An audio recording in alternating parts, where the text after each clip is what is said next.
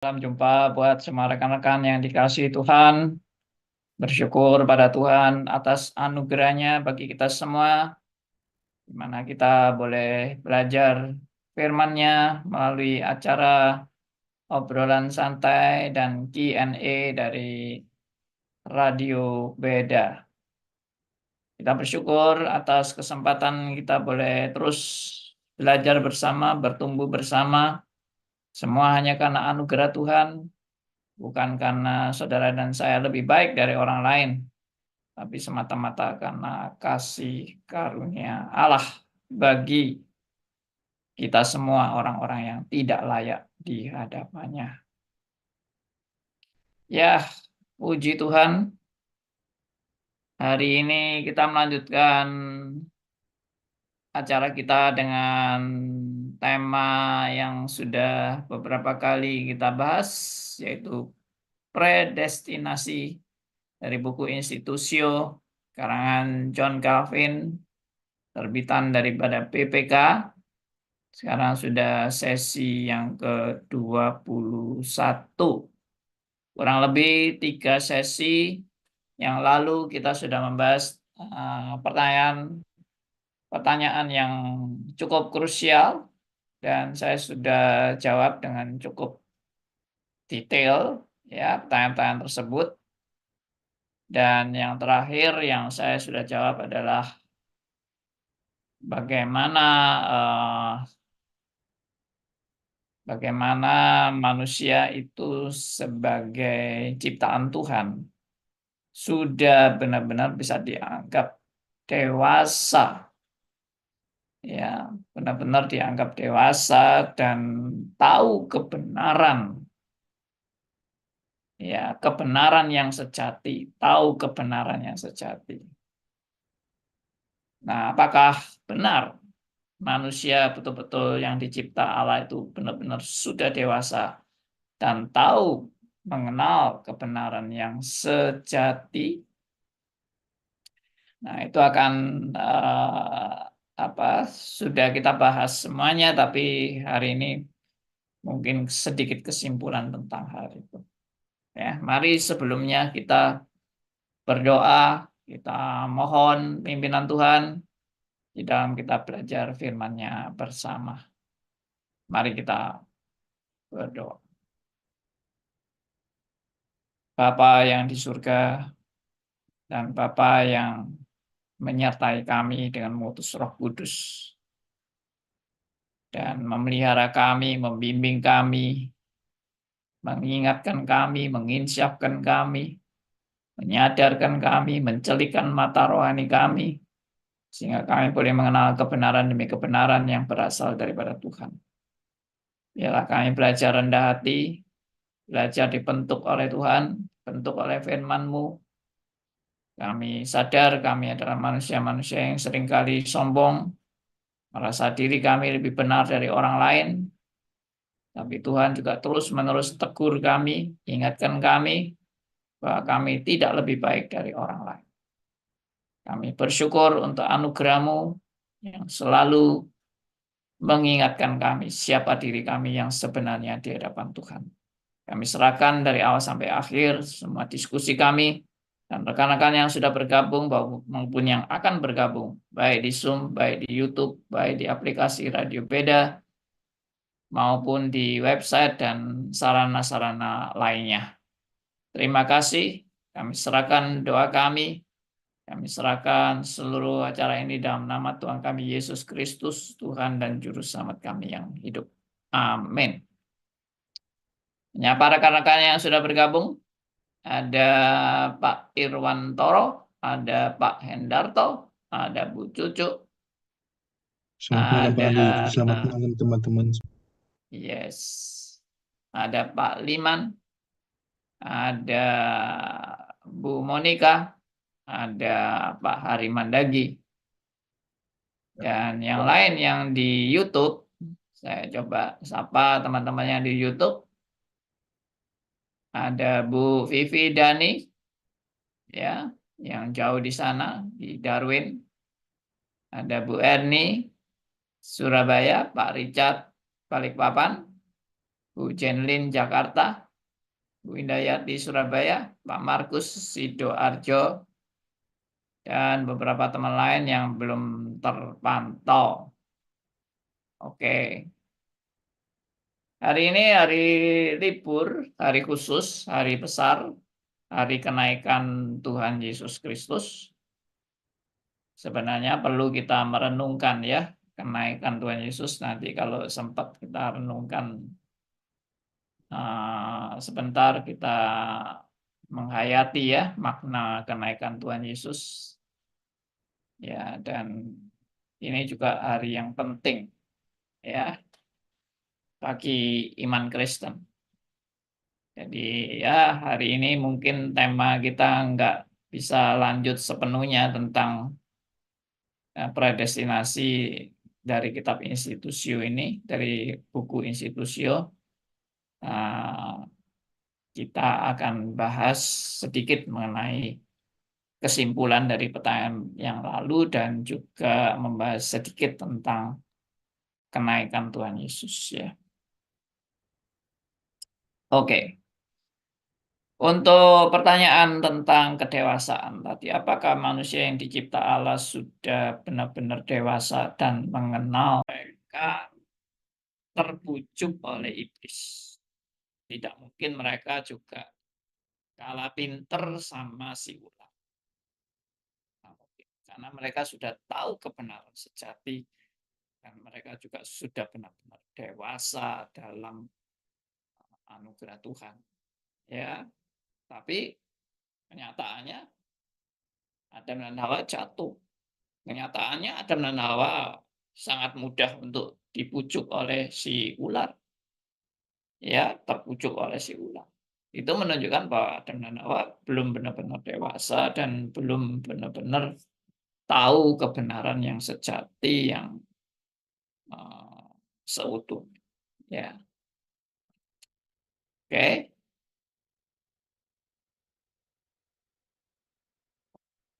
Bentar.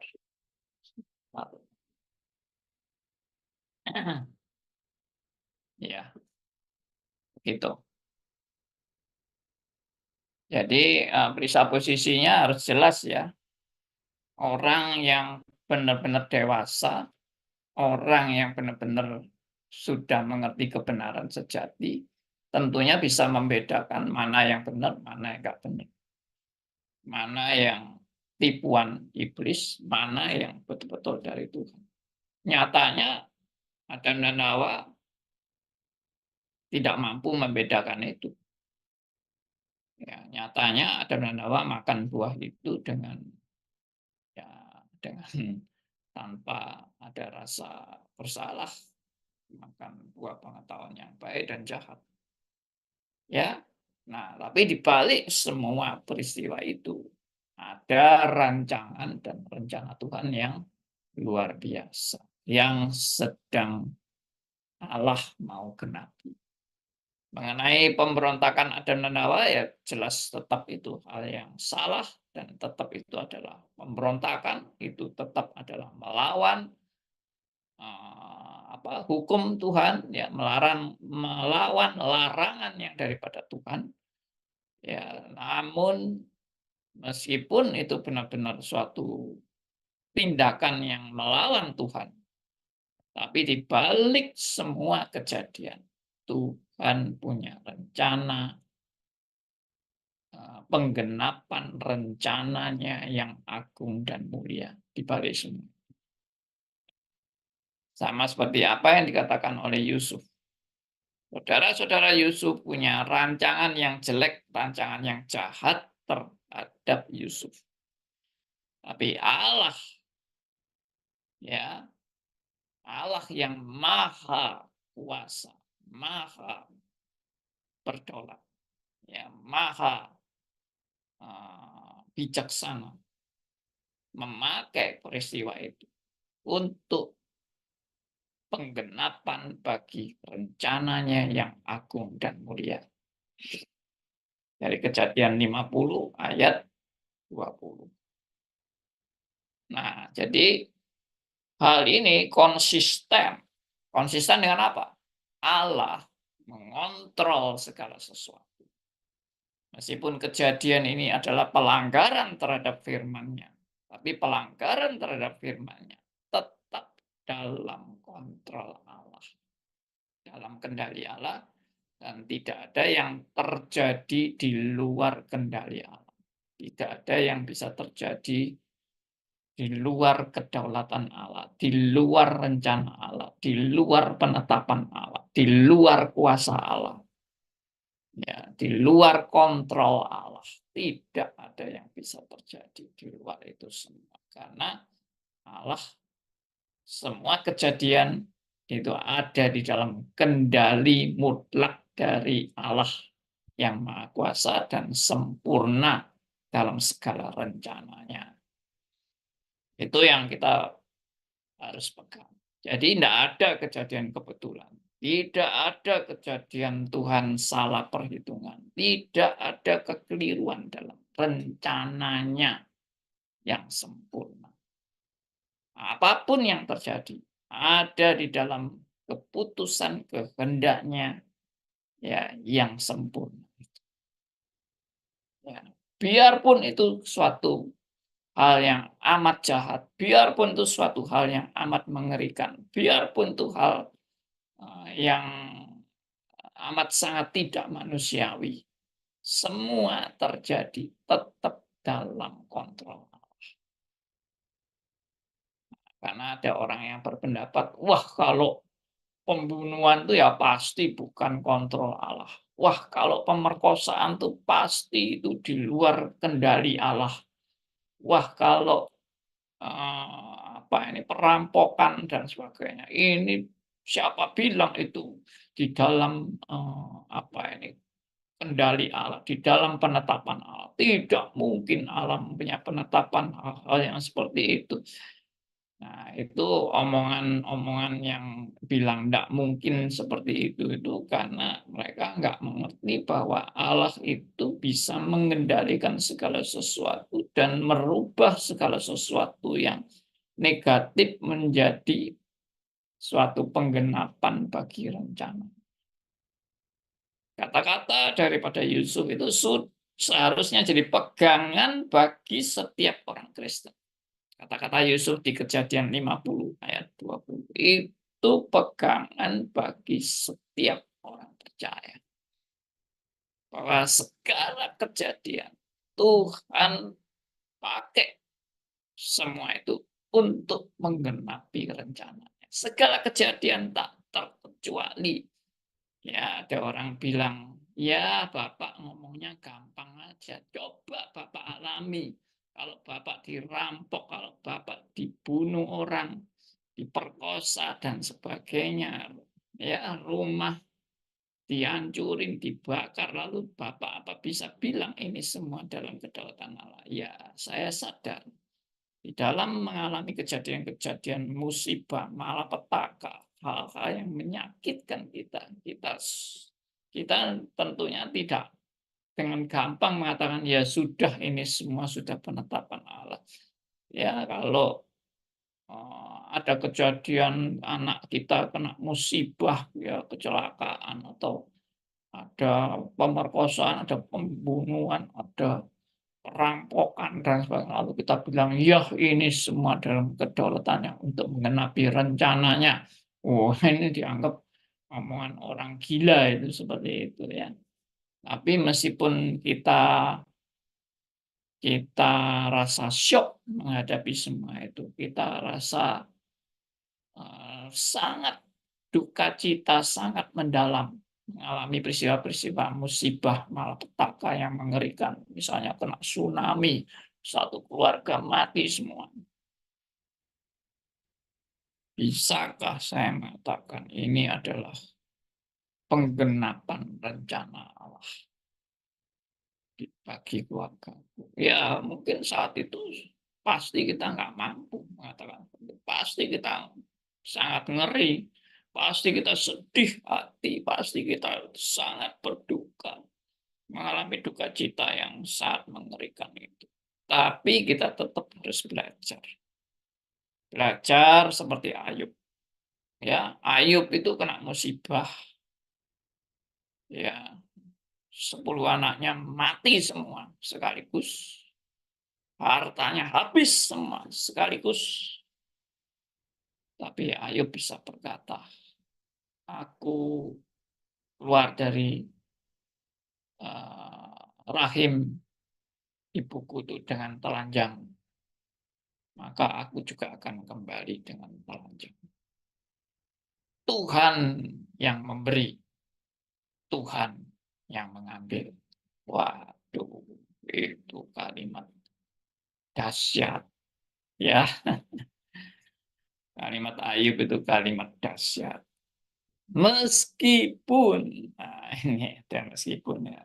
Kita sudah belajar kitab Ayub ya, bahwa Ayub waktu ngomong kayak gitu itu Ayub bukan berarti sudah benar-benar dewasa dan benar-benar memahami kebenaran yang sejati. Tapi Ayub biarpun dia istilahnya belum benar-benar memahami kebenaran yang sejati, tapi dia sudah mengeluarkan satu kalimat kebenaran.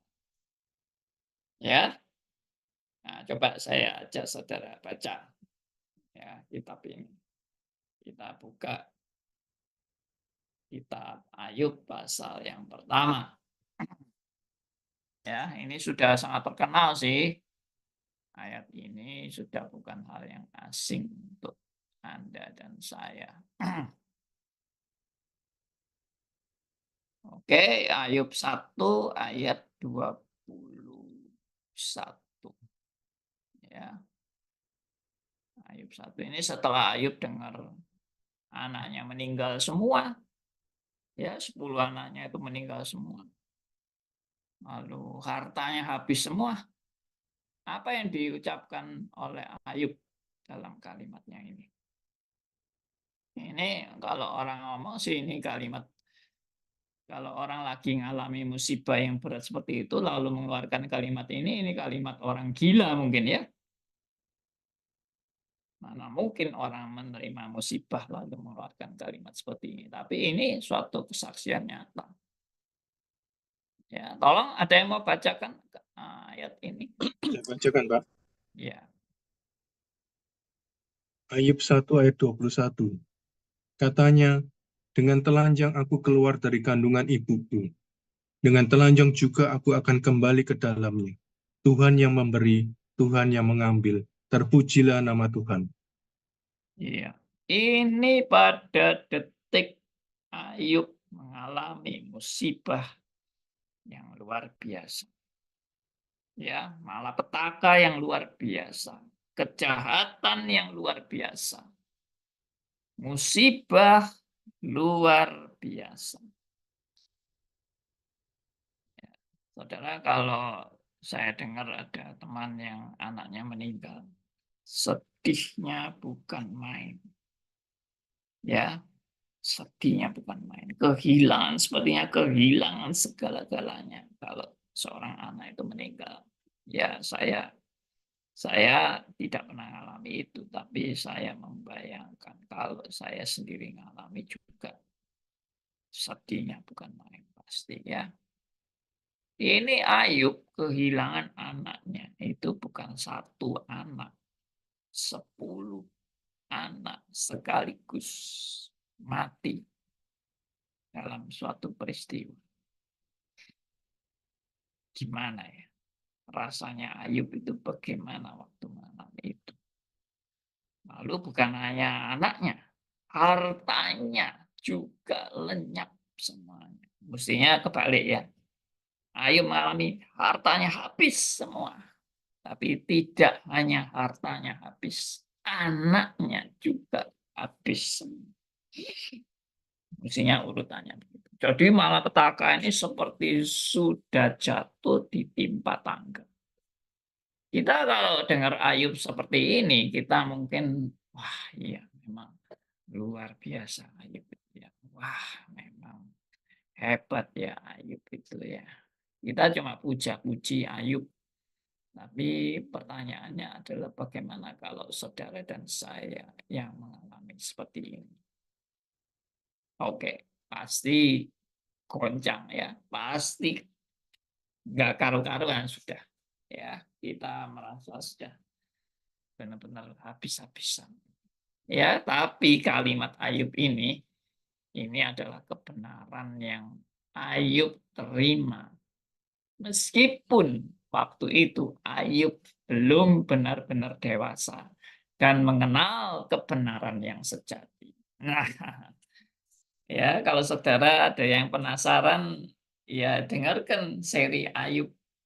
Ya, Ayub, Tuhan dan Iblis. Itu saya pernah sampaikan dan ada di YouTube. Ya, oke kembali lagi. Jadi dengan telanjang aku keluar dari kandungan ibuku. Ya, siapa yang keluar dari kandungan ibunya bawa emas segelondong ya, atau segelondong emas.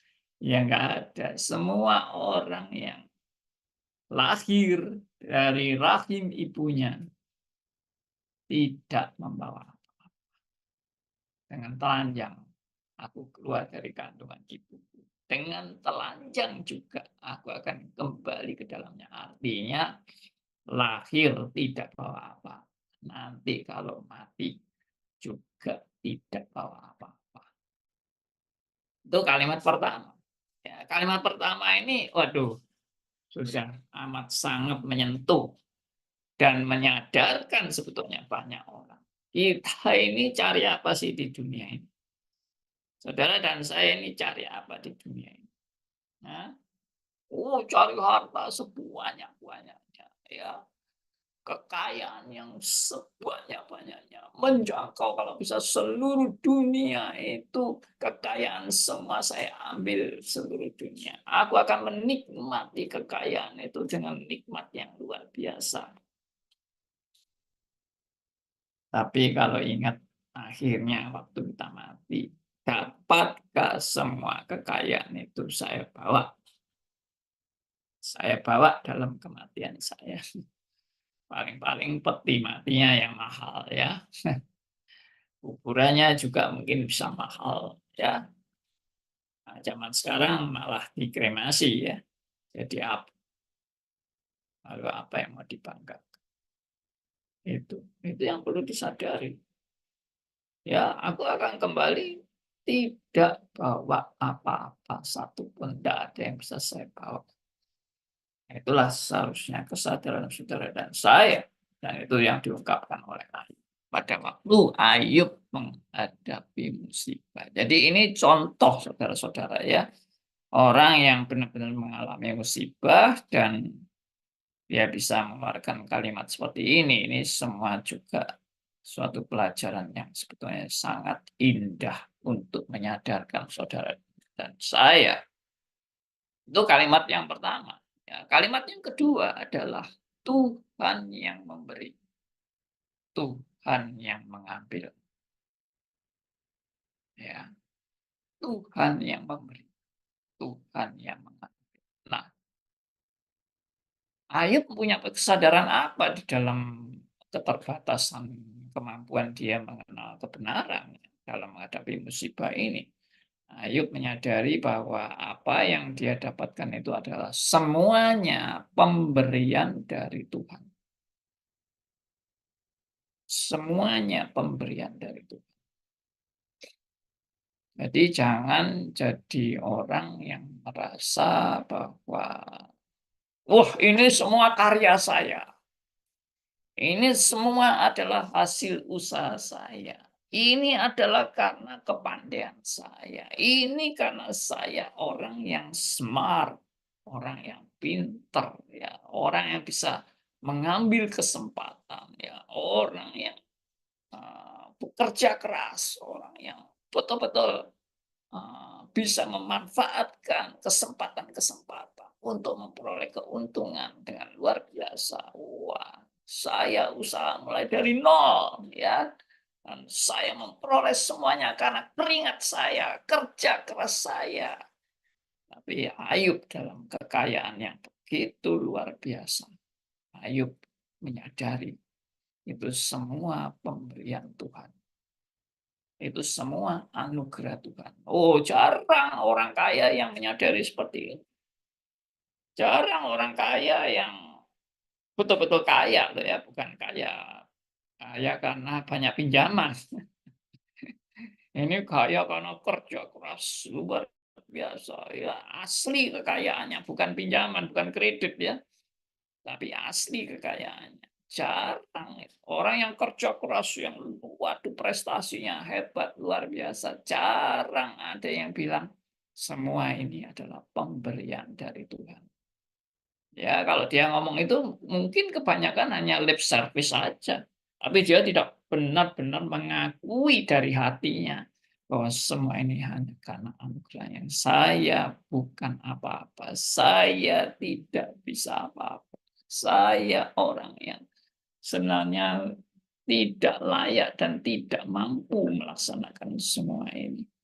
Semua kalau bukan anugerah Tuhan, saya tidak akan memperolehnya. Nah, itu jarang orang menyadari itu. Tapi Ayub bilang, semua ini Tuhan yang memberi.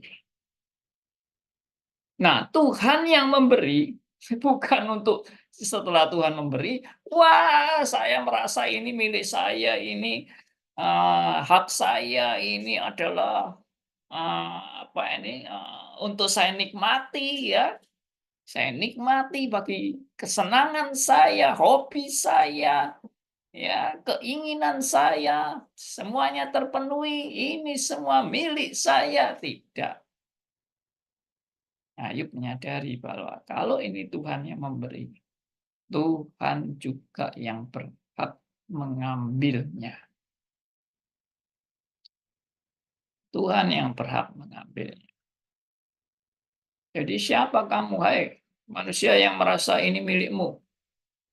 Ya, ini kepunyaanmu. Ini adalah hasil kerja kerasmu. Kalau Tuhan mau ambil dalam sekejap, habis. Anda enggak bisa apa-apa kalau Tuhan mau ambil. Nah,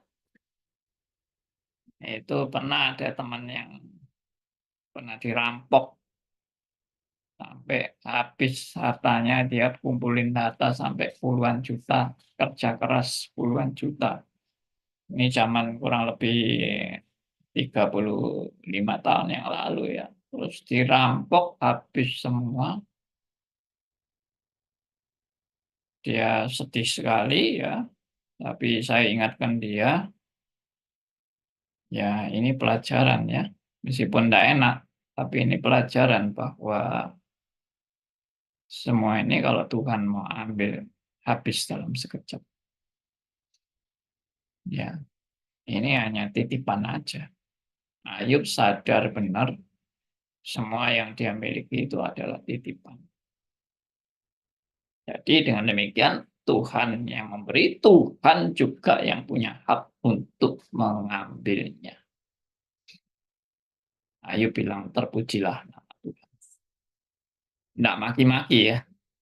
Loh Tuhan, kenapa kamu ambil? Tuhan, bukankah ini milikku? Tuhan, aku sudah kerja keras setengah mati.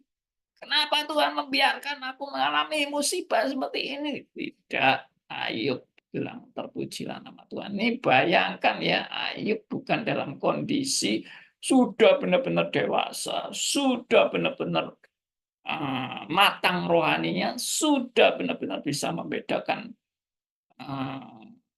kebenaran yang sejati dan bukan kebenaran.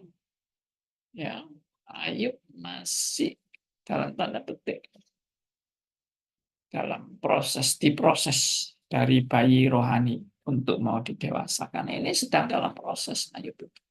Sedang dalam proses mau didewasakan saja sudah bisa mengeluarkan kalimat seperti ini. Itu memang dahsyat luar biasa. Ya, kita perlu belajar.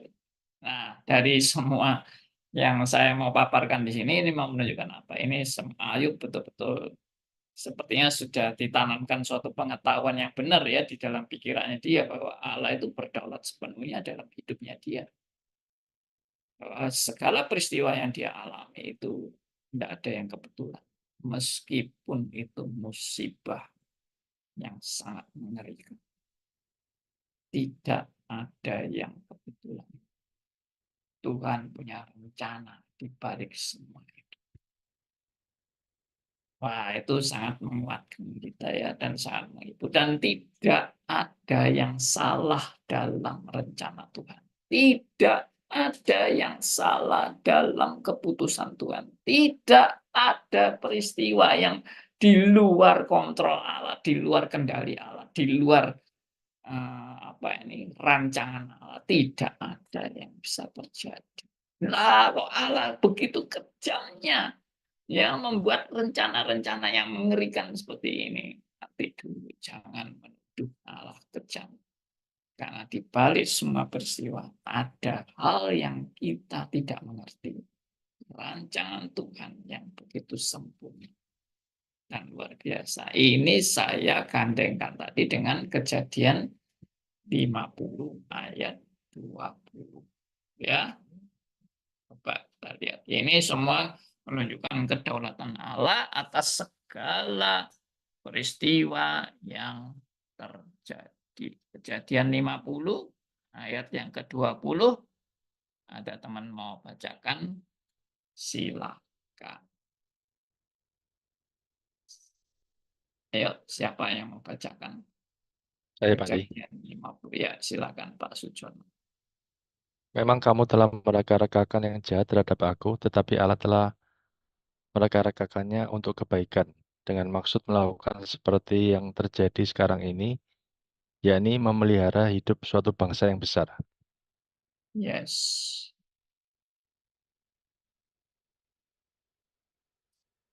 Bentar. Saya agak kesulitan untuknya ini. Ya. Ya, Kejadian 50 ayat 20. Yusuf. Memang Yusuf waktu mengucapkan ini dia sedang mengalami kesuksesan ya. Yusuf sudah jadi pejabat yang besar ya, boleh dikatakan seperti itu ya. Nah, namun Yusuf itu boleh mengalami suatu hal yang tidak gampang ya. Dalam pengalaman hidupnya Yusuf itu dia mengalami hal yang tidak gampang. Ya, coba kita perhatikan. Yusuf pada waktu itu dibuang oleh saudara-saudaranya, hampir dibunuh, tapi tidak jadi. Ya, kemudian akhirnya dijual, dijadikan budak. Bayangkan Yusuf dari anak yang paling dimanja dan paling disayang oleh Yakub, akhirnya dibuang, dijadikan budak. Itu bagi Yusuf apa enggak shock berat itu? Ya kita yang cuma ngomong gini ya gampang aja ngomongnya. Tapi bagi Yusuf mengerikan. Dia dijual jadi budak itu sangat mengerikan karena dia anak paling disayangi dan selalu mendapat pakaian yang terbaik, ya hadiah-hadiah yang terbaik dibandingkan dengan saudara-saudaranya. Makanya saudaranya iri semua, terlalu memanjakan. Nah, ini singkat cerita, Yusuf dalam penderitaannya dia jadikan budak. Tadinya memang enak jadi asisten Potifar, tapi akhirnya difitnah dan akhirnya dia dipenjara, dan di penjara pun dia dikhianati oleh temannya dan sebagainya atau dilupakan ya, tapi Tuhan berpihak pada Yusuf dan akhirnya Yusuf jadi ya penguasa ya di daerah wilayah tertentu. Nah, tapi Yusuf ini di dalam dia mengalami penderitaan yang begitu berat sampai dia mengalami di penjara, dijual jadi budak di penjara dan sebagainya. Tapi Yusuf mengambil suatu kesimpulan yang luar biasa. Kesimpulan daripada Yusuf itu bahwa semua kejadian yang dia alami termasuk kejahatan dari saudara-saudara Yusuf itu semua ada di dalam kontrol Allah. dalam kendali Allah. Saya menyimpulkan kalimat Yusuf ini, meskipun Yusuf tidak jelas-jelas mengatakan ini semua dalam kontrol Allah, tidak perlu kalimat seperti itu. Tapi dari kalimat Yusuf ini kesimpulannya sudah jelas. Kita tidak perlu mana Yusuf tidak ngomongnya kayak gitu. Ya, Anda itu nggak paham ya cara menafsirkan suatu kalimat. Ini kalimat ini mengandung makna apa? Coba direnungkan. Ya, memang kamu telah mereka-rekakan yang jahat terhadap aku, tetapi Allah telah mereka-rekakannya untuk kebaikan. Nah, ini mau menunjukkan apa, saudara? Bahwa manusia, meskipun nampaknya bebas berbuat kejahatan, tapi di balik kejahatan yang manusia sepertinya seenaknya melakukan kejahatan itu, sehawa nafsunya, sebesar hawa nafsunya melakukan kejahatan, tetapi semua tetap dalam kendali Allah. Ya, dikatakan kamu telah mereka-rekakan yang jahat terhadap aku, tapi Allah telah mereka-rekakannya untuk kebaikan. Nah, apa yang Pak Andi, dimaksud apakah oleh ini, sorry Pak Andi, kok mengingatkan saya Pak Andi selalu mengingatkan saya itu Amsal 16 ayat 9, betulkah itu Pak? Oh ya, nanti dulu ya. Jadi saya selesaikan dulu ini. Jadi, tetapi Allah telah mereka-rekakannya untuk kebaikan. Jadi apa yang dimaksud dengan kebaikan? Yang dimaksud dengan kebaikan oleh Yusuf. Kebaikan itu ya kita bisa menafsirkan kan kebaikannya ya sekarang Yusuf jadi penguasa, Yusuf sekarang hidupnya jauh lebih enak dari saudara-saudaranya, Yusuf punya kedudukan yang tinggi, ya Yusuf punya kekayaan yang hebat, yang besar, ya akibat dia bisa menafsirkan mimpi Firaun dan sebagainya, yaitu itu ditafsirkan sebagai suatu kebaikan, tapi tidak. Itu bukan definisi kebaikan dari Yusuf.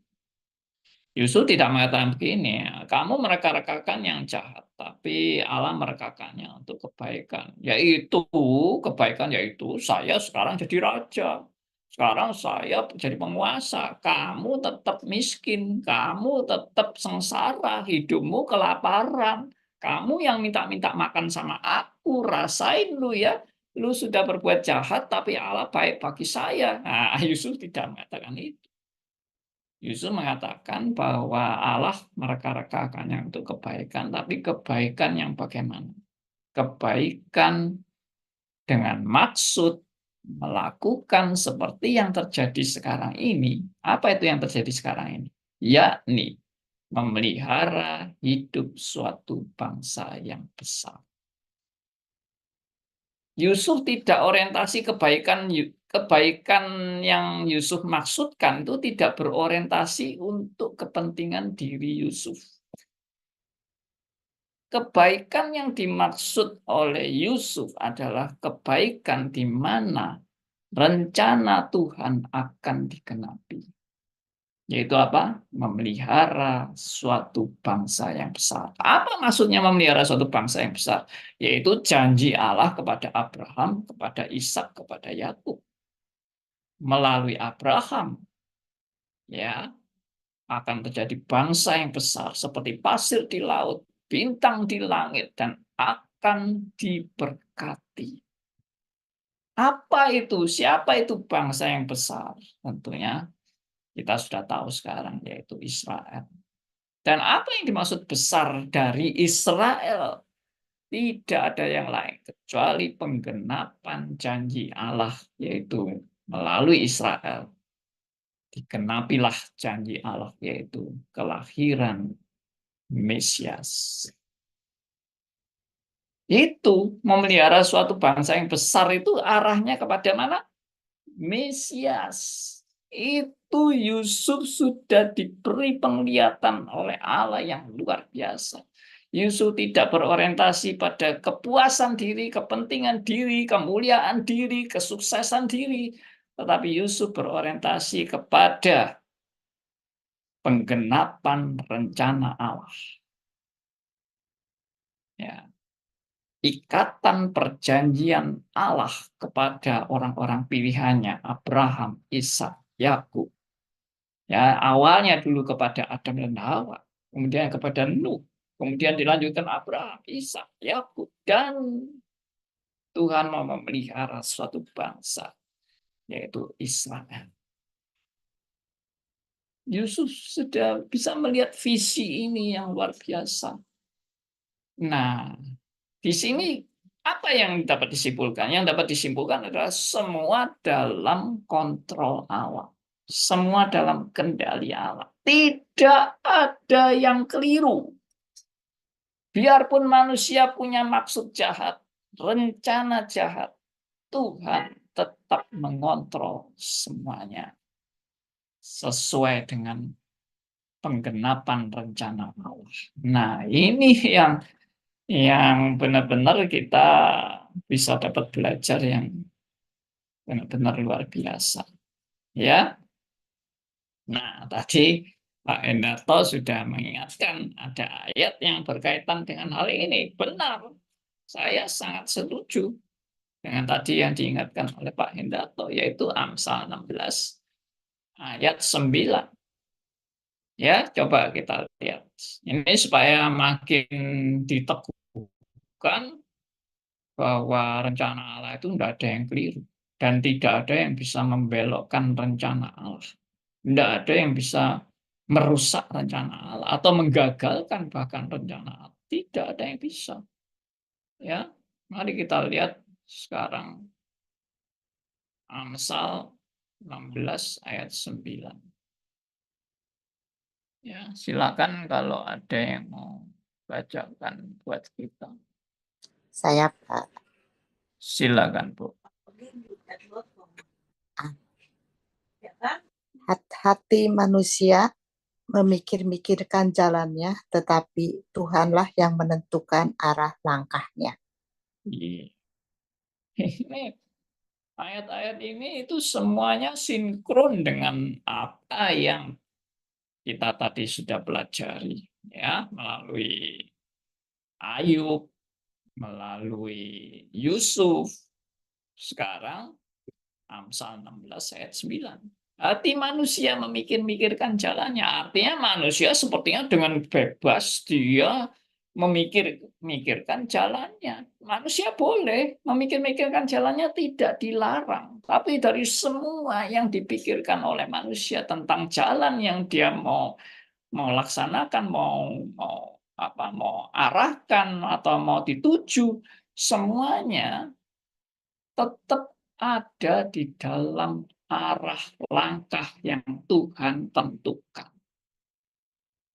Jadi saya ulangi lagi membaca.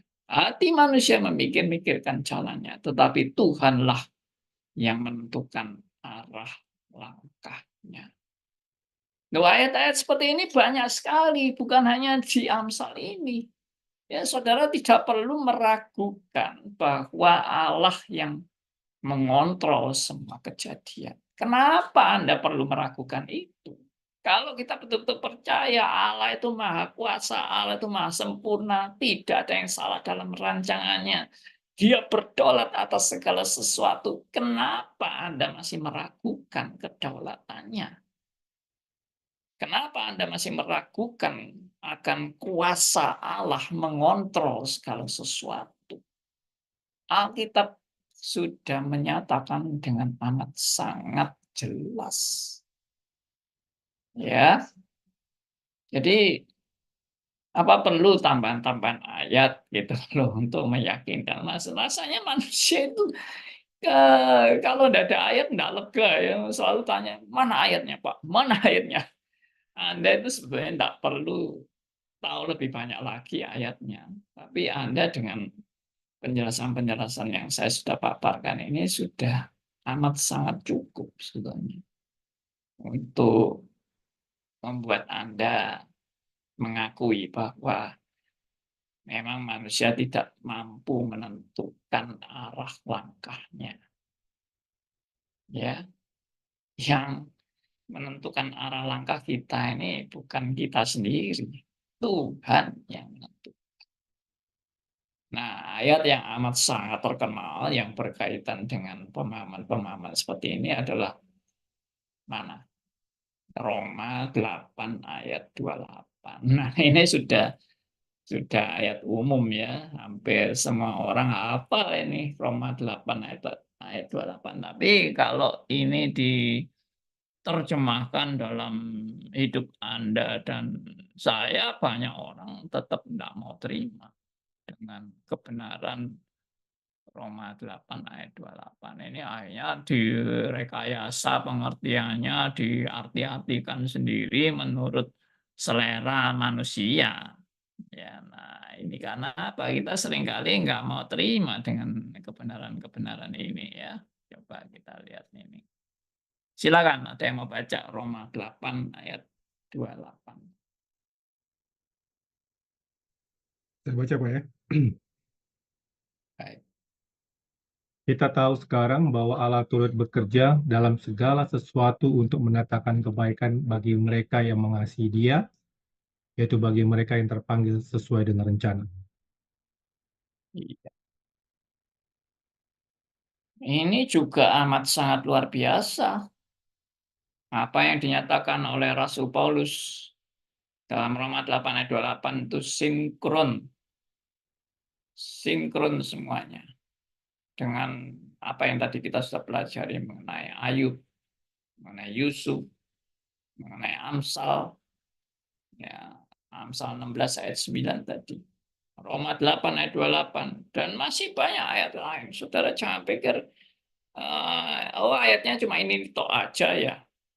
Aduh, saudara.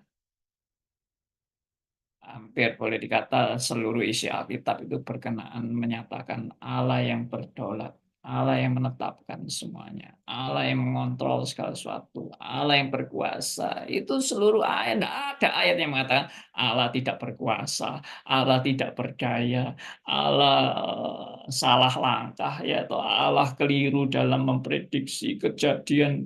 Ada kejadian yang Allah kaget yang di luar rencananya. Tidak ada ayat-ayat seperti itu.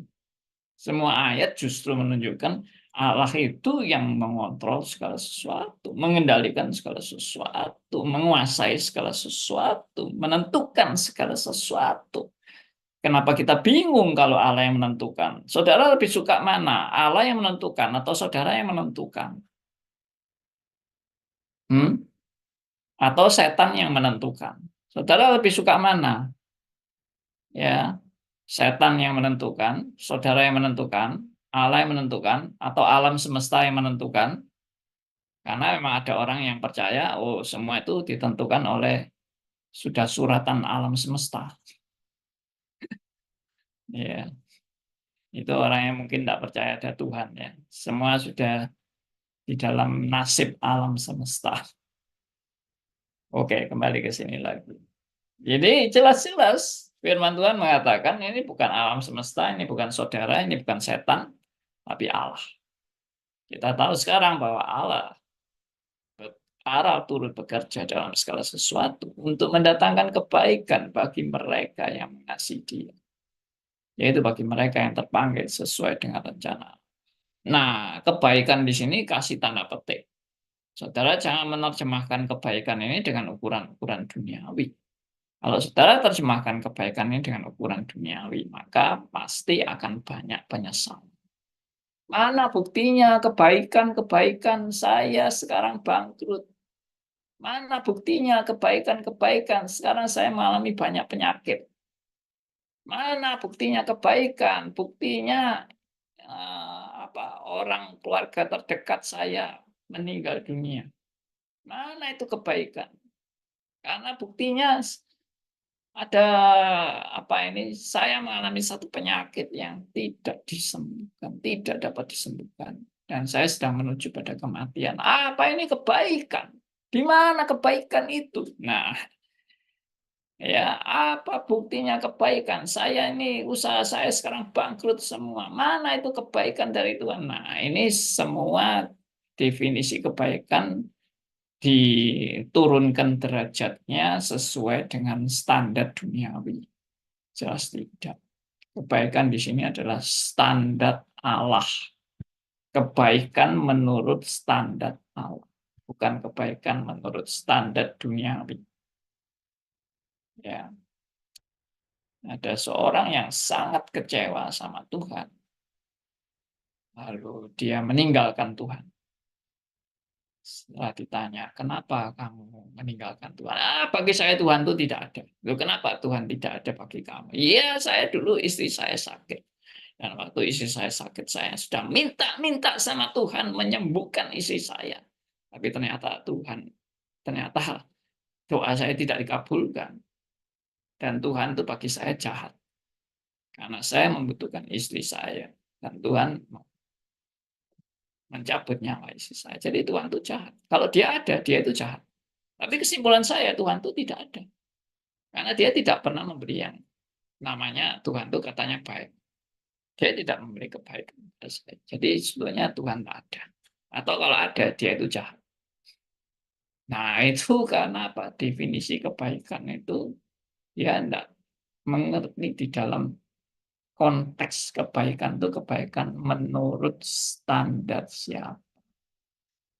Kalau menurut standar duniawi, ya kita semua akan kecewa lah. Ya, kalau menurut standar duniawi, saya percaya para rasul itu juga akan kecewa. Karena akan meninggalkan Tuhan. Karena mereka semua mati sebagai martir, para rasul itu. Ada yang mati di salib terbalik, ada mati yang dipancung kepalanya, ya, yang dipotong-potong tubuhnya, ya, diadu dengan binatang buas, ya, disayat-sayat, ya, dicapik-capik. Itu bagaimana itu untuk kebaikan, mendatangkan kebaikan seperti ini. Semua akan kecewa.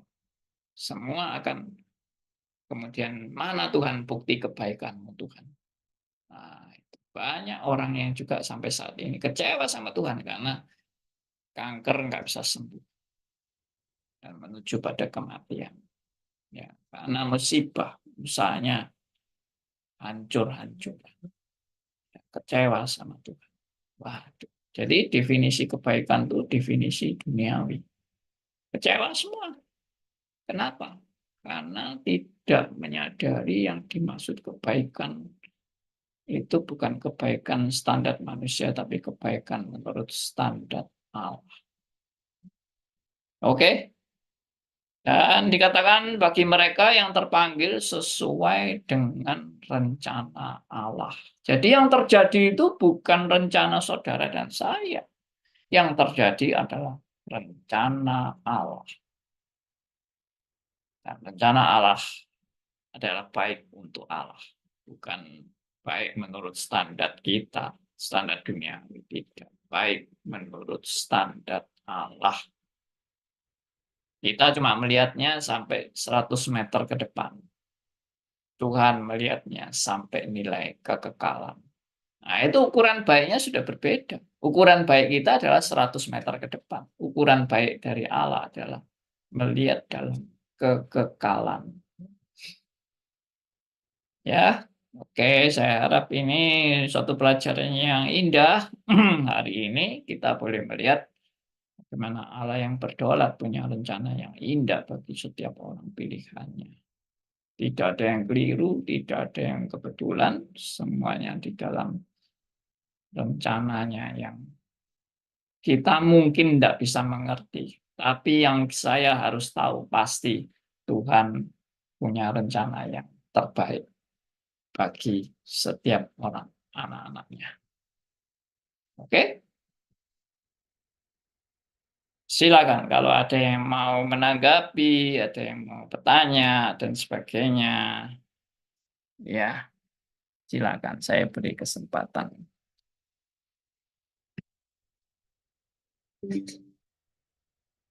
Tidak ada ya.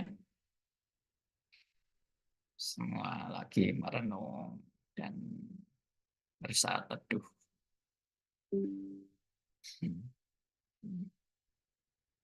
Baik. Ah, kalau tidak ada, Saya mau tanya Pak Andi. silakan Pak Irwantoro. Ya Pak Andi, kalau ada beberapa di dalam Alkitab itu, salah satu contohnya itu seperti kisah Nuh, itu kayak seakan kontradiktif gitu Pak Andi. Jadi maksudnya itu kan kayak Tuhan tuh menyesalah Tuhan gitu. Kan ada kata-kata yang seperti itu. Jadi hati Tuhan menyesal gitu loh, karena kok menghukum manusia seperti itu. Nah, apakah arti dari kata-kata sebenarnya kan ada beberapa kejadian juga yang menyatakan bahwa Tuhan tuh menyesal gitu loh. Jadi kan istilahnya kan Tuhan itu punya rencana, tapi kadang-kadang juga menyesal gitu loh, kenapa rencananya dijalankan. Ya, mungkin seperti itu sih Pak Andi. Oke, baik. Bagus pertanyaannya. Pertanyaan ini sebetulnya sedang saya bahas di kelas doktrin Allah ya.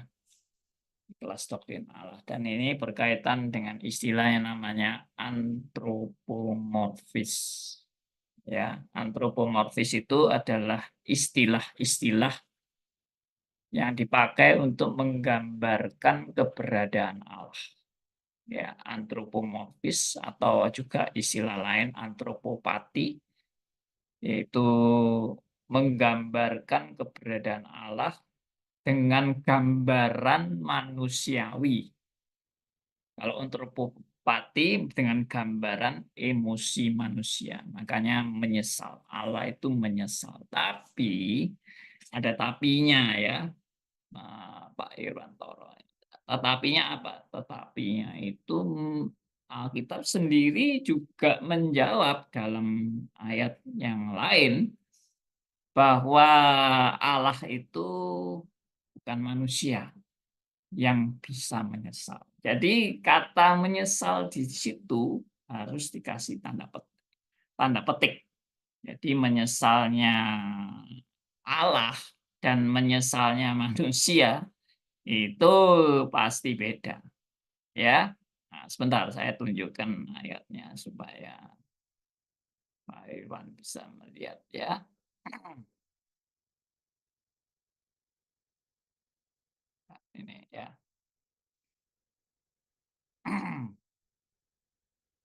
1 Samuel 15 ayat 29. Ya, coba dibacakan 1 Samuel 15 ayat 29.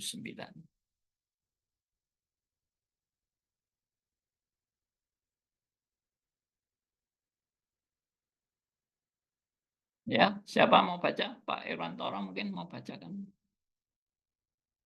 Lagi sang mulia dari Israel tidak berdusta dan ia tidak tahu menyesal. Sebab ia bukan manusia yang harus menyesal. Iya. Jadi ini ayat menjawab ayat ya.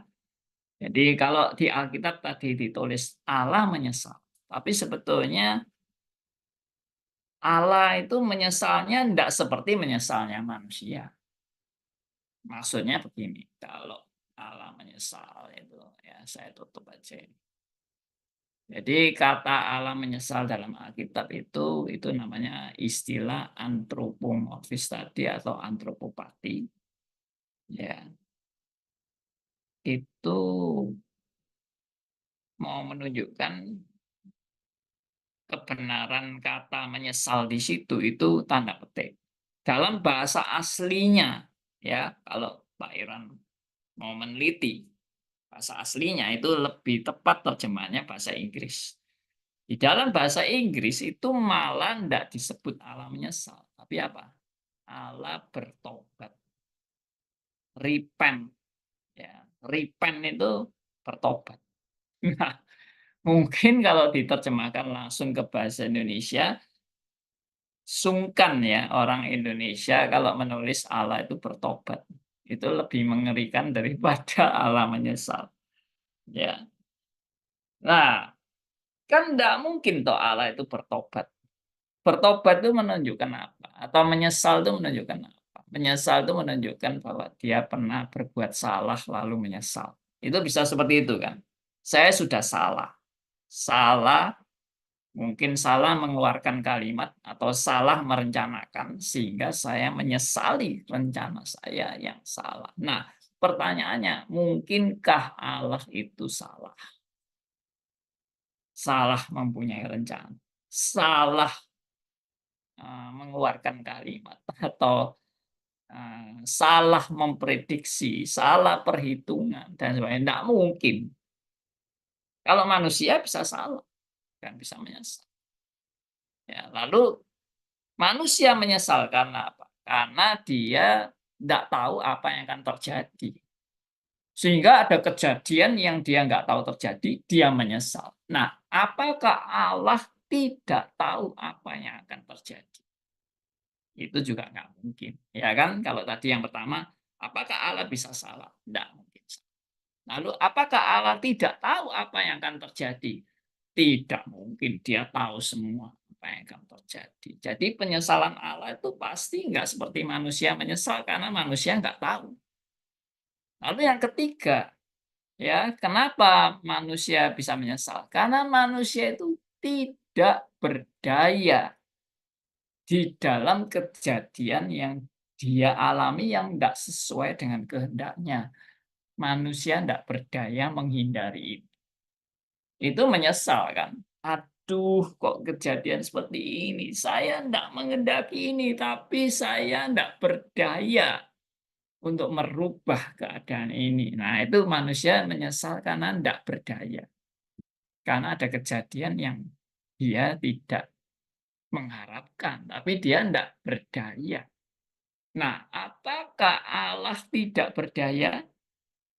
Sehingga Allah di dalam ketidakberdayaan dan kejadian yang dia tidak mengharapkan, itu Allah kemudian tidak mampu untuk menguasainya. Tidak mungkin kan?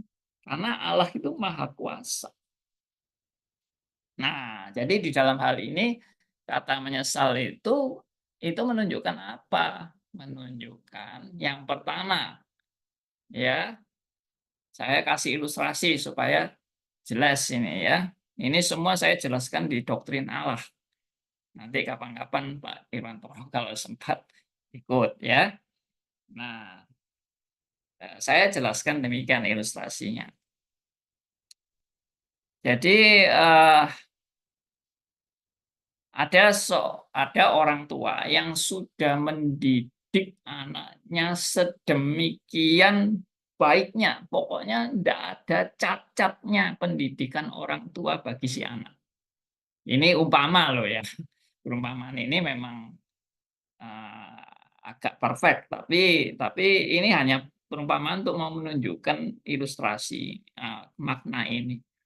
Yaitu ada orang tua sudah mendidik anaknya dengan sesempurna-sempurnanya, dibekali dengan pengertian yang baik, dengan ilmu yang baik, dengan pengertian yang baik, pokoknya semua dibekali. Luar biasa orang tuanya mendidik anaknya dan mempersiapkan anaknya.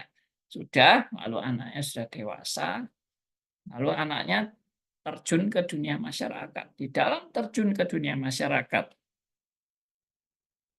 anaknya ternyata salah pilih teman, lalu salah pergaulan, lalu terlibat dalam narkoba, lalu akhirnya sampai ketangkep polisi dan sampai di penjara. Nah, begitu orang tuanya mendengar berita ini, orang tuanya menyesal. Ya, ini memang ilustrasi. Ini tidak lalu 100% menggambarkan Allah, tapi yang saya mau tunjukkan adalah bahwa menyesalnya orang tua ini bukan karena orang tuanya yang salah. Tapi menyesalnya orang tua ini mau menunjukkan bahwa anak ini sudah dalam kondisi salah jalan. Jadi kata menyesal dari orang tua bukan karena orang tuanya salah, tapi mau menunjukkan anaknya dalam kondisi yang jalan yang sudah salah. Nah, itu yang dimaksud kalau Allah menyesal melihat manusia yang diciptakannya ini berdosa, ya seperti itu. Itu mau menunjukkan kondisi manusia yang dalam keadaan berjalan tidak seturut dengan hukum-hukum Tuhan. Nah, itu kondisi manusianya seperti itu.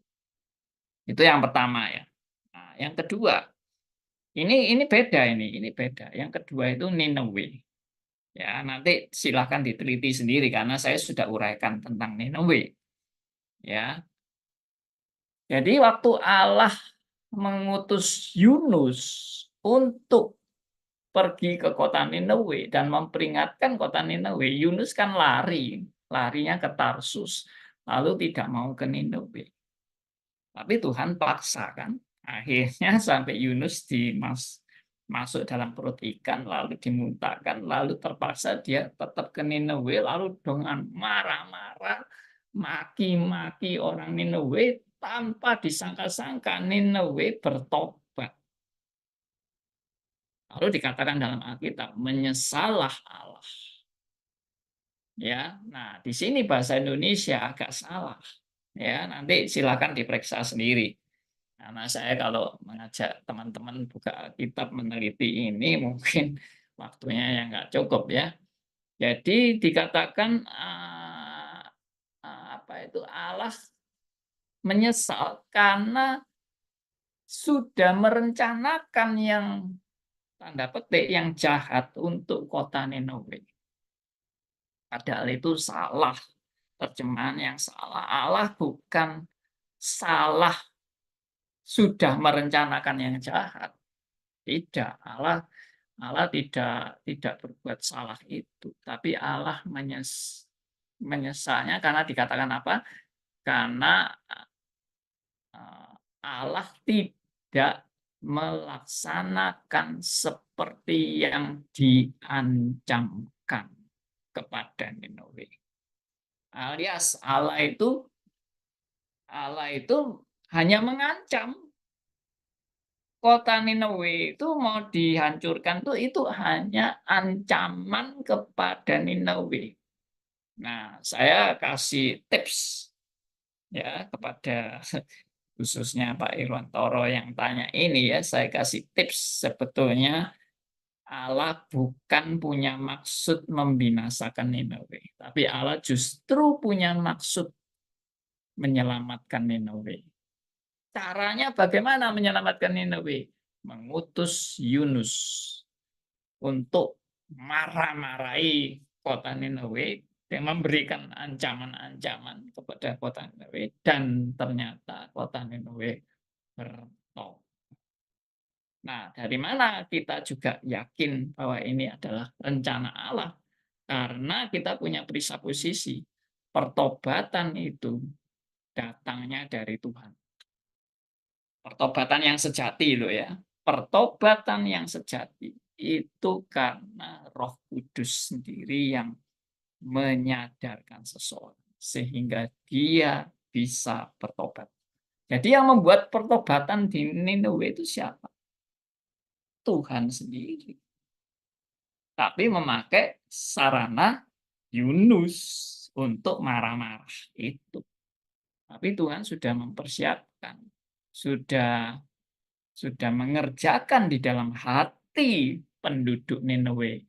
Mereka begitu mendengar ancaman itu, mereka menyesali dosa-dosanya. Mereka bertobat dari dosa-dosanya, dan Allah tidak melaksanakan seperti yang diancamkan. Bukan Allah tidak jadi melaksanakan rencananya. Bukan, Allah tidak punya rencana membinasakan Nineveh. Allah justru punya rencana menyelamatkan Nineveh. Nah, ini semua suatu penafsiran dengan suatu presupposisi yang konsisten bahwa Allah tidak mungkin salah. Sebelum Allah mengutus Yunus, Allah sudah tahu Nineveh pasti bertobat. Karena Allah Maha tahu. Ya. Dan Allah juga yang merencanakan Niniwe bertobat, karena pertobatan itu datangnya daripada Tuhan. Nah, biarlah ini boleh membuka pengertian kita tentang Allah menyesal, ya. Oke? Demikian. Baik. Masih ada yang mau tanya? Atau belum jelas? Oke. Kalau tidak ada, sekarang mari kita renungkan, ya, hari kenaikan Tuhan Yesus.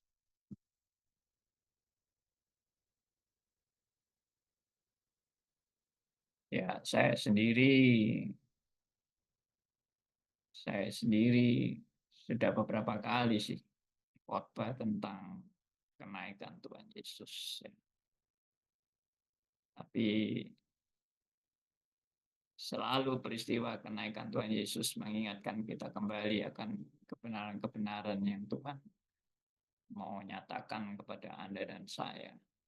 Ya, mungkin saya lebih baik tidak memberikan renungan, karena saudara yang justru sudah mendapat banyak pembekalan, ya, dari firman Tuhan yang kita dengar hari ini di kebaktian masing-masing. Silakan. Ini saya beri waktu Anda yang sharing tentang kenaikan Tuhan Yesus, ya. Apa ini berkat yang Anda dapat atau pelajaran yang Anda dapat dari peristiwa kenaikan Tuhan Yesus ini, dan ini boleh menguatkan dan meneguhkan kita sebagai orang-orang yang percaya kepada Tuhan. Silakan kalau ada yang mau men-sharingkan tentang berkat yang didapat melalui kenaikan Tuhan Yesus. Ya, ini giliran Anda yang bicara, saya hanya jadi pendengar kali ini, ya. Silakan. Ayo.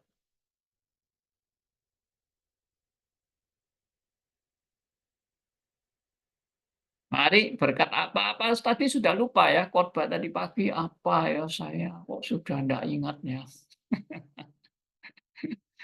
Atau wah, maaf Pak, tadi saya tidak sempat kebaktian, ya, saya enggak dengar firman dan sebagainya, ya.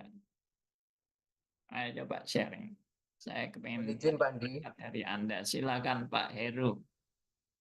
Silakan. Ya, ini dari khotbah tadi pagi aja saya parafrase ya Pak ya.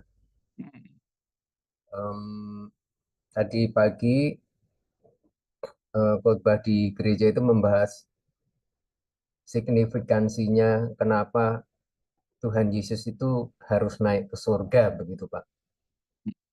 Kan biasanya kita umat Kristiani itu yang sangat-sangat dihafal itu Natal gitu. Habis itu salib Kristus, Paskah, kemudian kebangkitan, itu ceritanya sudah pada hafal. Tapi kalau mengenai kenaikan itu, ya bersyukur saja di Indonesia ini dikasih tangga merah juga. Kalau di tempat-tempat lain itu tidak terlalu signifikan. Ya, tadi dibahas seperti itu. Jadi mungkin dua aja yang saya sampaikan. Yang pertama, memang Tuhan Yesus itu harus naik secara fisik, kelihatan pelan-pelan begitu, untuk memastikan bahwa Tuhan Yesus itu memang sudah pergi. Artinya dalam dui naturnya itu dia yang bodily presence-nya itu sudah pergi ke surga dan duduk sebelah kanan Allah gitu. Itu murid-murid harus tahu gitu, karena selama 40 hari itu dengan tubuh kemuliaannya itu kan Tuhan Yesus tidak terikat oleh tempat dan waktu, ya. Jadi bisa datang di tempat pintu terkunci, bisa hilang lagi, tetapi masih selama 40 hari itu masih ada menyertai mereka. Nah, itu sebagai tanda bahwa memang sudah pergi ke surga. Lalu kenapa harus pergi ke surga? Itu mengutip Yohanes 14 dan Yohanes 16 ya. Yang pertama menyediakan tempat, yang kedua itu supaya penolong yang lain itu datang pribadinya. Jadi mengutus Roh Kudus untuk datang gitu. Dan kemudian dia di surga itu menjadi imam besar bagi kita begitu, Pak Andi. Jadi kalau dalam pandangan reform, bait Allah itu sudah selesai karena bait Allah yang nanti akan ada itu ya bait Allah yang di surga itu imam besarnya Kristus, tapi korbannya sendiri juga Kristus. Jadi Tuhan Yesus di surga di sebelah kanan Allah itu menjadi perantara imam besar kita sekaligus korban persembahan yang kudus tak bercatat bagi kita, sekaligus mensafaati kita ya, supaya nanti sampai saatnya kita ada bersama dia di surga. Itu kurang lebih Pak Andi ringkasnya. Mungkin banyak kurang, tadi khotbahnya 1 jam, jadi mohon maaf.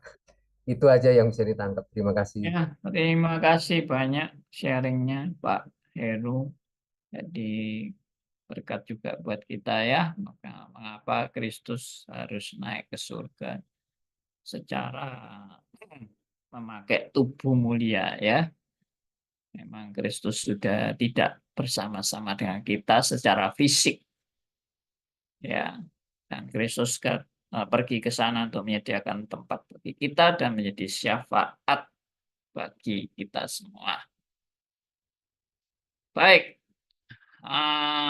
saya mau ingatkan hari tanggal 20 Mei yang akan datang, ya, tanggal 20 Mei yang akan datang. Akan Radio Beda dan Sekolah Teologi Beda akan mengadakan seminar di onsite ya, onsite di Jakarta. Dan ini tolong admin bisa tampilkan gambarnya. Nah, ini gambarnya. Jadi diadakan di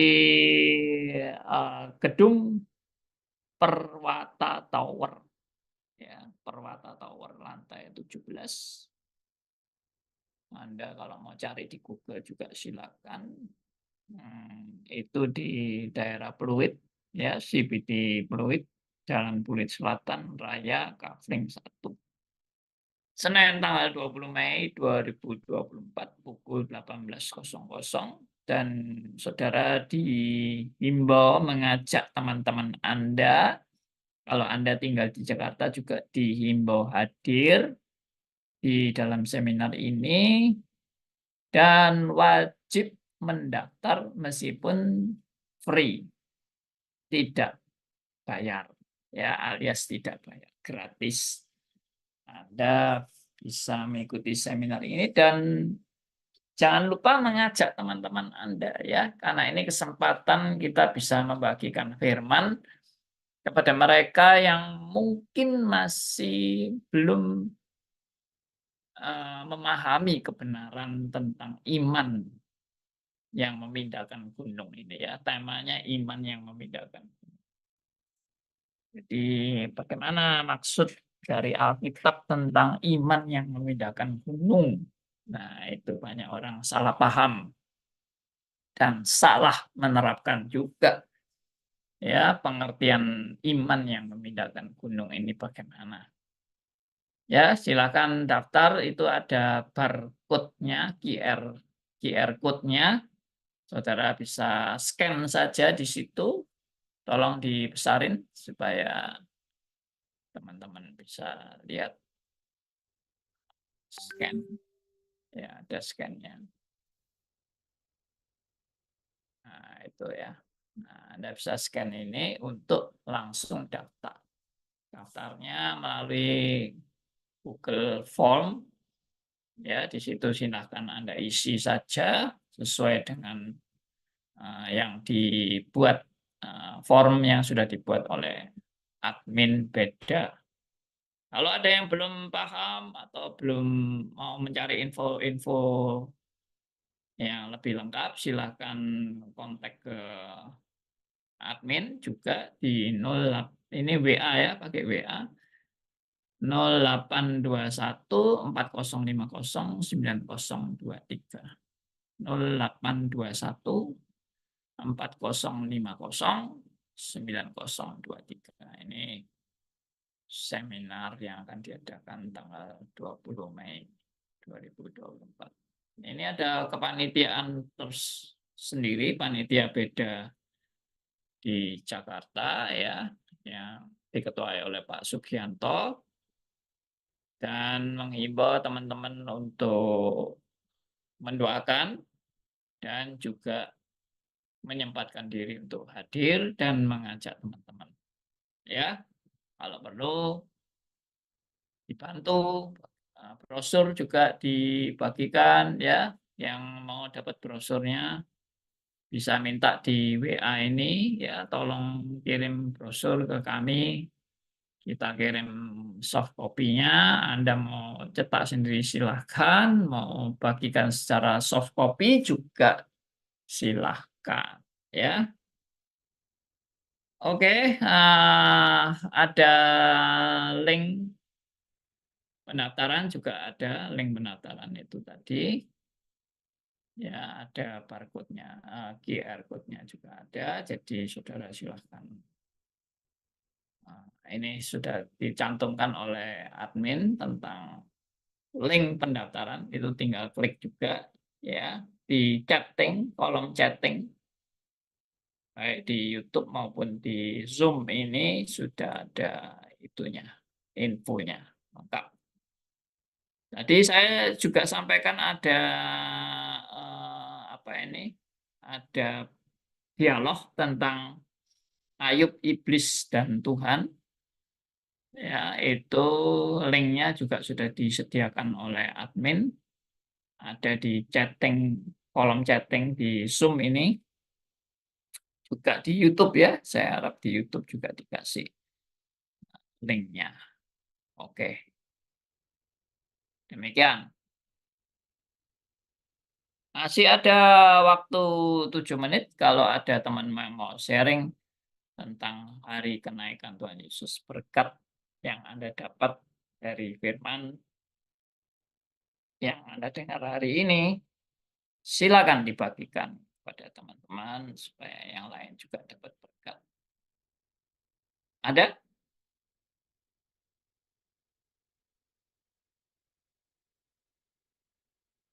Tidak ada ya. Orang reform itu memang mahal untuk suatu kesaksian ya.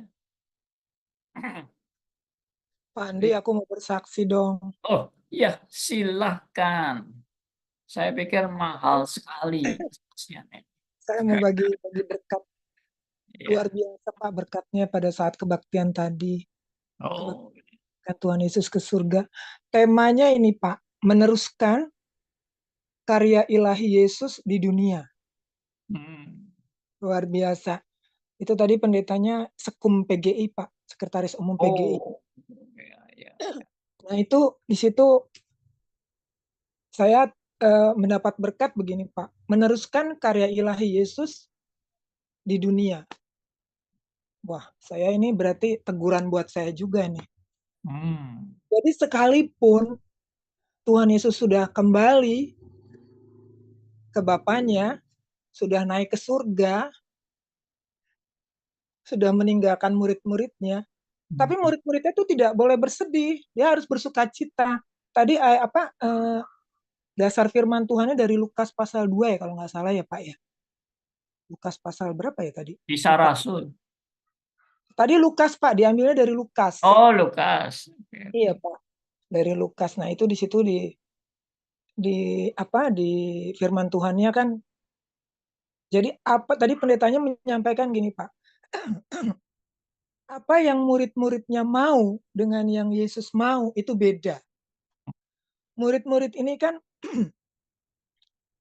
menginginkan sosok Yesus itu menjadi sang penguasa pada saat itu kan kerajaan Romawi ya Pak ya. Jadi menginginkan mereka sosok Yesus itu menjadi raja, sang penguasa dunia gitu Pak. Tapi maunya Yesus kan tidak. Dia meninggalkan murid-muridnya, tapi dia berjanji. Karena Tuhan Yesus tidak pernah mengingkari janjinya. Dia setia pada janjinya. Berkat bagi saya adalah bahwa kita juga adalah murid-muridnya yang terpisah. Dia sudah kembali, sudah naik ke surga. Tapi secara apa ya Pak? Karena kita orang-orang pilihannya, kita anak-anak orang-orang percaya. Jadi seharusnya kita tuh jangan sedih. Kita tetap harus bersukacita. Meneruskan karya ilahi Yesus di dunia ini berarti apapun tantangannya, apapun yang kita hadapi, baik itu kesulitan, tetap melayani. Jangan mundur. Tetap, karena kita melihat sosok Yesus itu memampukan kita bahwa kita sekalipun kita manusia yang penuh dengan kelemahan, keterbatasan, tapi kita punya Allah yang hidup, Allah yang tidak pernah meninggalkan walaupun dia sudah naik ke surga. Sudah berpisah dari murid-muridnya. Tidak lagi secara fisik bisa dilihat oleh murid-muridnya. Dan yang paling yang membuat saya juga menjadi berkat adalah sebelum dia naik ke surga kan Tuhan Yesus selalu menampakkan diri kepada murid-muridnya, dan itu menjadi kekuatan bagi para muridnya dan bagi kita juga saat ini orang-orang percaya. Itu saja Pak. Oke. Terima kasih, Tuhan berkati semuanya. Terima kasih berkatnya. Wah, bagus ya. Jadi mengingatkan saudara dan saya untuk setelah Tuhan Yesus pergi bukan berarti lalu selesai dan istirahat, ya tidak, tapi malah itu titik awal kita meneruskan misi kerajaan Allah. Ya. Dan Tuhan biarpun sudah di surga tidak berarti dia meninggalkan kita, tapi dia mengutus Roh Kudus untuk menyertai kita selama-lamanya, yaitu menjalankan misi kerajaan Allah. Ya, puji Tuhan. Ya, kiranya kita semua diteguhkan dengan kenaikan Tuhan Yesus ini yang menunjukkan Kristus adalah Raja segala raja. Dialah penguasa atas segala sesuatu.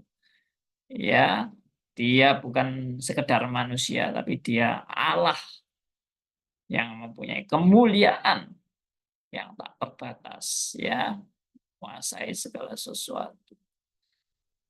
Oke, demikian teman-teman. Masih ada yang lain? Kalau tidak ada, kita sudah selesai sampai di sini.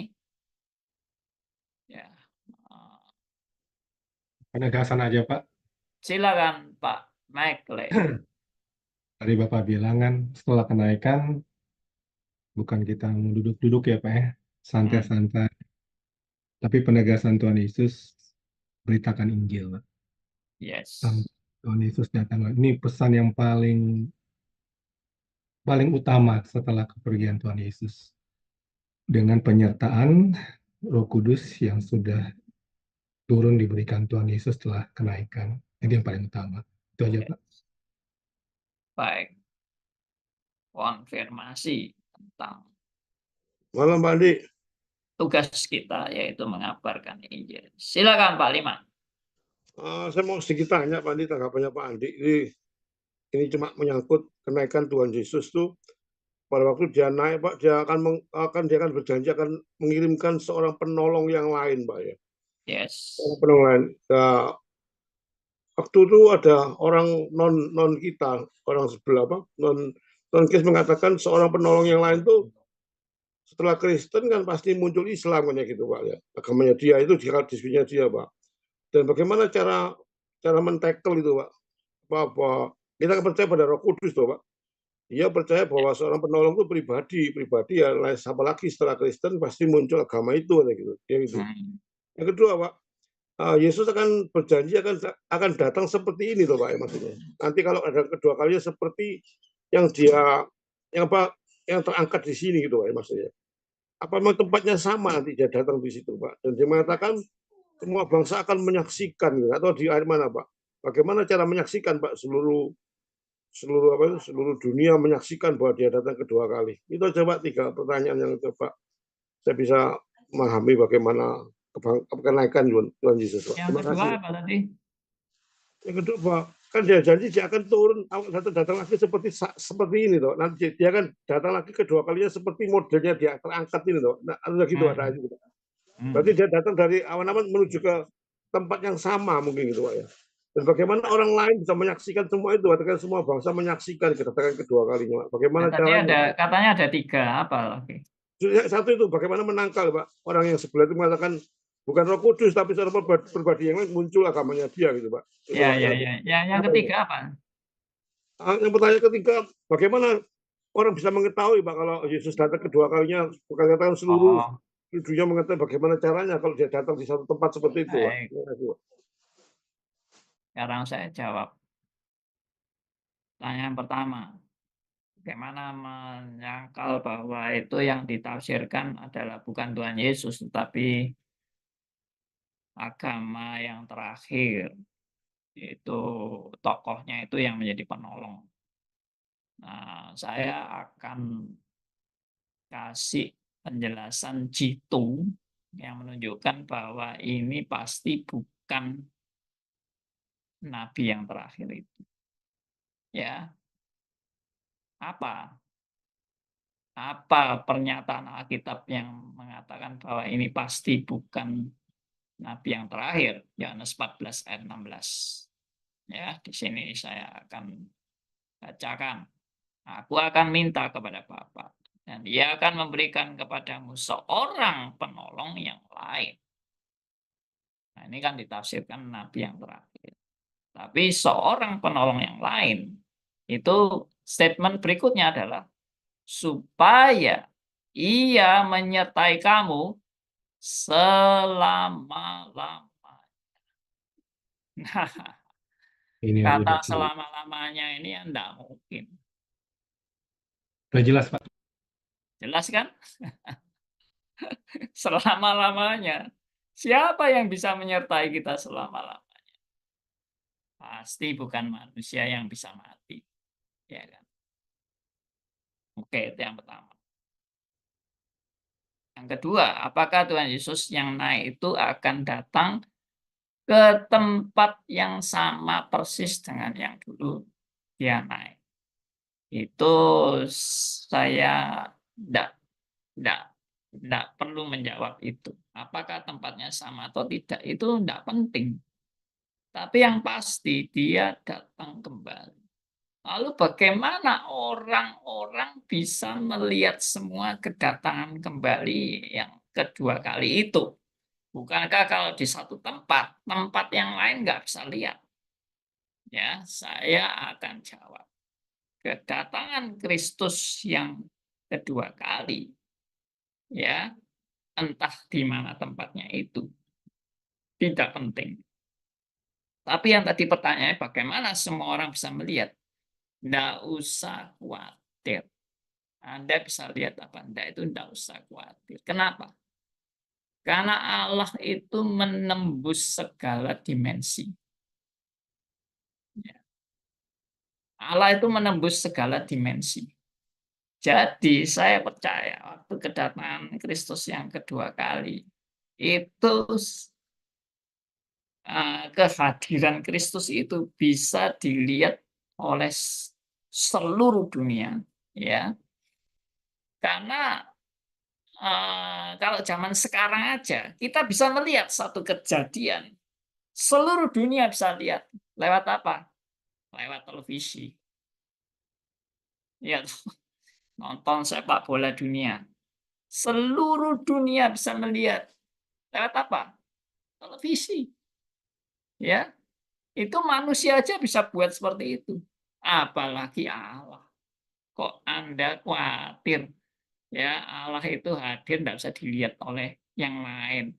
Allah bisa membuka semua dimensi ini, ya, atau langit bisa dibuka semua, terbuka langit itu, maka langit yang tersobek itu, terbuka itu, bisa dilihat semua orang di dunia. Ya, saya percaya itu, jadi tidak usah khawatir.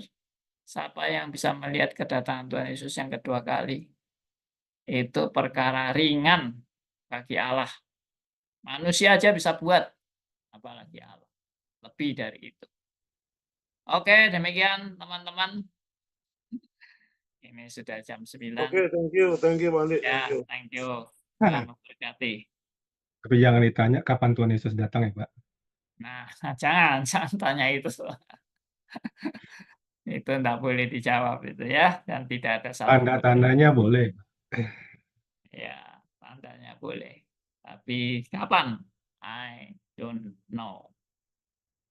Terima Baik, kasih, Pak Andi. teman-teman. Ya, terima kasih. Tuhan memberkati. Kita boleh tutup dalam doa. Untuk hal ini, silakan yang tutup doa. Saya boleh minta Pak Heru ya. Boleh tutup doa buat kita semua. Silakan Pak Heru Praptono. Apa masih standby? Pak Heru? Kelihatannya belum siap ini. Oke, kalau tidak bisa, saya minta. Oh, sudah bisa, Pak Heru. Ya, Pak Andi, kalau sedang share screen ini agak lelet komputernya. Oh, Ya, baik, mari kita ya, satu dalam silakan.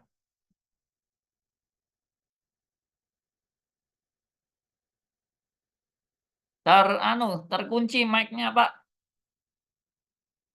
Mic-nya terkunci. Pak Heru. Pak Heru, Masih mute ya. mic-nya terkunci, Pak Heru. Nah, Oke, sudah ya Pak ya? ya sudah, silakan. Baik. Allah Bapa yang bertahta di surga, kami mengucap syukur pada malam hari ini kembali kami boleh bersama-sama berdiskusi mengenai firman Tuhan, baik mengenai bagaimana kami memaknai kenaikan Tuhan Yesus ke surga dan juga hal-hal yang lain. Kami bersyukur untuk waktu yang Tuhan berikan dan kami mohon pertolongan supaya hari demi hari dan setiap saat kami tetap diberi anugerah kesempatan untuk terus belajar, baik melalui Radio Beda, juga melalui pengajaran Pak Andi dan juga event-event yang lain. Malam hari ini kami juga mendoakan acara Temu Darat Radio Beda yang nanti akan dilakukan pada tanggal 20 Mei. Beberapa hari lagi Tuhan kiranya tolong supaya semua persiapan dari panitia yang di Jakarta, Pak Sugianto dan tim boleh berjalan dengan baik. Dan Tuhan kiranya juga menolong, mengurapi Pak Andi untuk dapat memberitakan firman Tuhan yang memberkati setiap yang hadir. Bila juga teman-teman kami semua ditolong untuk boleh menjalankan, memberitakan kepada teman-teman yang lain untuk bersama-sama mendapat berkat. Terima kasih Tuhan, kami malam hari ini akan beristirahat, kiranya Tuhan tolong supaya besok kami boleh menjalankan juga tugas yang Tuhan berikan kepada kami dengan kekuatan baru. Terima kasih Tuhan, dalam nama Tuhan Yesus Kristus kami berdoa. Amin. Amin.